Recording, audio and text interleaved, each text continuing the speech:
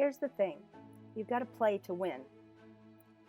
I want to show you a few key steps to build an imaginary landscape that will help you with all of your watercolor landscapes. We're going to wet doodle our way with some watercolor play and learn some techniques along the way. I'm Natalie Sorensen, and this is Ethereal Watercolor.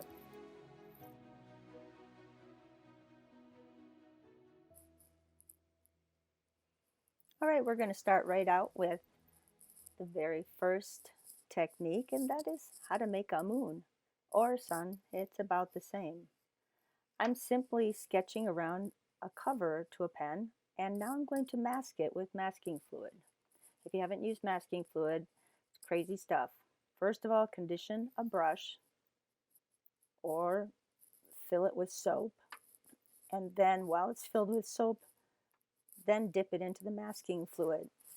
Masking fluid is like rubber cement, and if you let it get in your bristles and dry, that's the last time you'll be using that brush. So I tend to dedicate a brush to this purpose and save on brushes.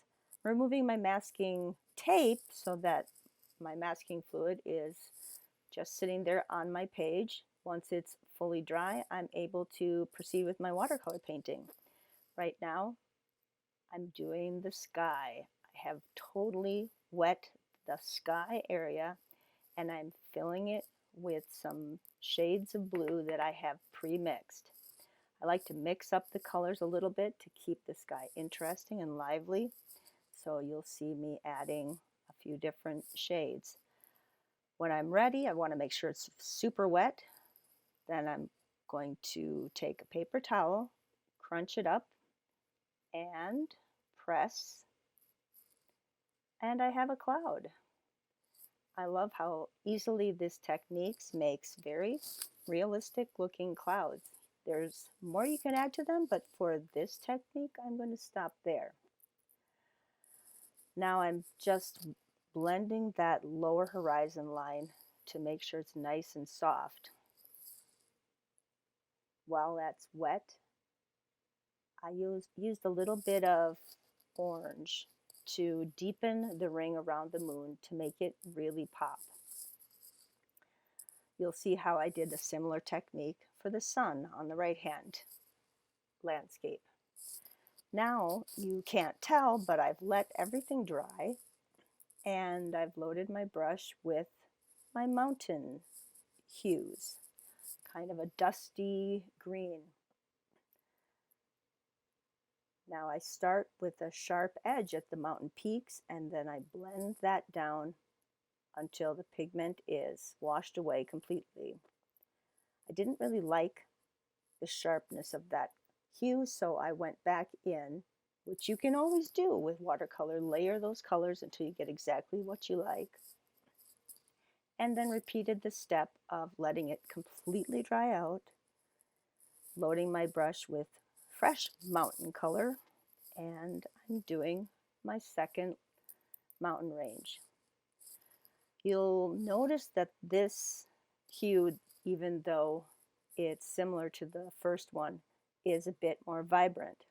With each progressive mountain range, you'll want to get a little more pure, a little brighter. Leave the dustiness in the background mountains and work your way forward.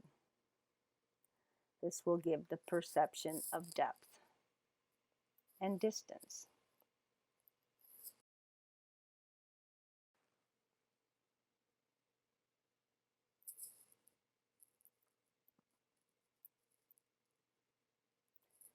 And remember, with each new mountain range, I am letting the paper dry completely.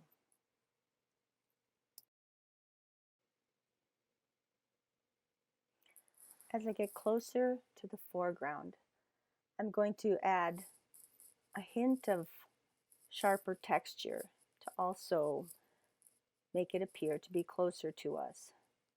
By the time I get to my final mountain range that brings me up to the water's edge, I want to dabble in extra paint to have that texture dry in place somewhat.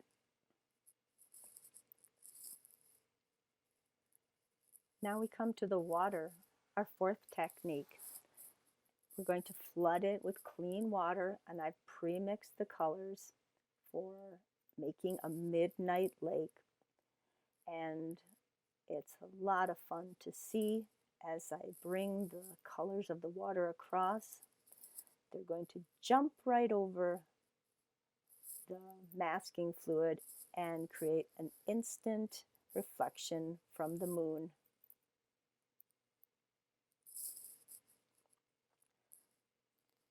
Now I just need to fine tune where I want those pools of water to settle. I guess it's not too much of a surprise that watercolor makes some very natural looking wetness.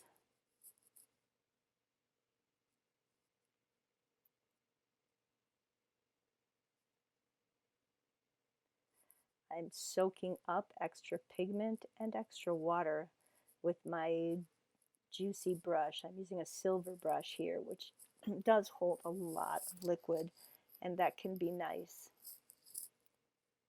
to get just the level you want. Now for the fifth technique, the forest.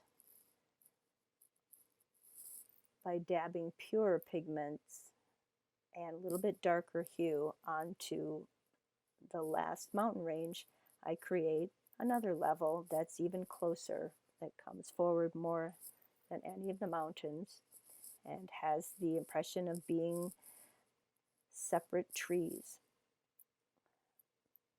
You can repeat this step a few times and deepen it, darken it, make the texture a little more coarse to fit what you like. Then we're going to just deepen that night lake. In watching this replay in front of me, I see that I could have maybe left a little more glow in the lake, but I was really working towards getting a midnight lake with only the reflection of the moon. But it's always an option. You can see on the one on the right what a little more glow can bring, and you have the impression of the reflection of a mountain in the water.